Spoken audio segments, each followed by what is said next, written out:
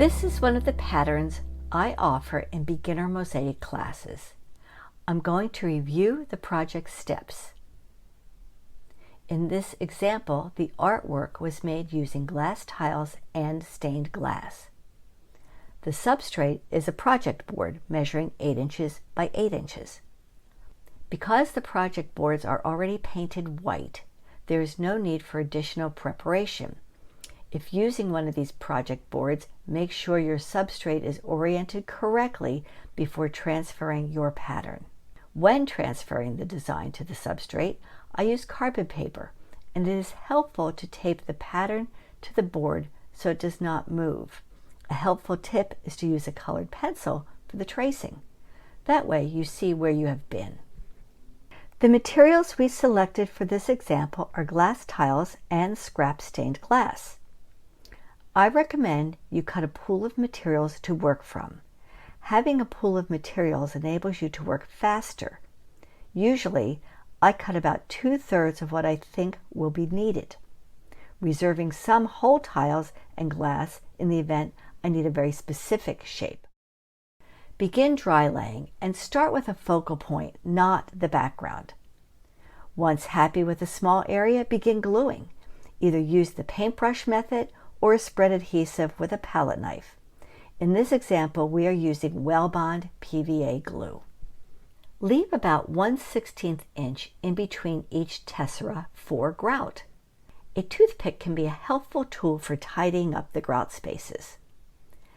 This artwork has a playfulness in part because of the use of unconventional colors. Along the way, a fused dichroic bauble was found, which made for a fun fisheye, another unique addition. A few mosaic tricks enhance the overall look. By incorporating different shades of green in the body and a tiny amount of the purple used elsewhere, the fish scale is much more interesting than if it were just all one color. Once the primary subject is complete, begin the background. For this work, stained glass was used. The rich blue colors provide high contrast, really making the fish pop. We began by randomly cutting wavy strips and then fitting.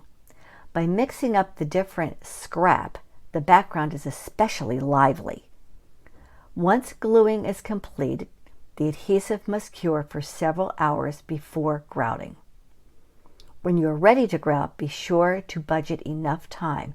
You cannot leave the process. Have everything ready for your grout mixing: container, tools, paper towels, water and a spray bottle, and of course a mask.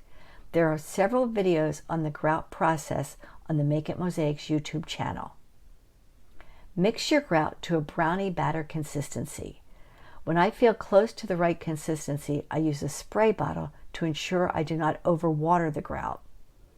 Once your grout is the correct consistency, it needs to slake. During slaking, a chemical reaction is taking place. The grout will be stronger if you allow for this process to happen. Once the time has passed, usually about 10 minutes, re-stir the grout and you're ready to go. Spread the grout over the entire mosaic. Some folks like using a squeegee, others use a gloved hand or a dry disposable sponge. Wipe off as much as you can with your gloved hand and then wait. The biggest mistake folks make is removing the grout too soon. What you are looking for is the grout to return to powder. Stained glass and glass tiles are especially easy to grout. I remove the grout from the surface using lint-free paper towels or rags.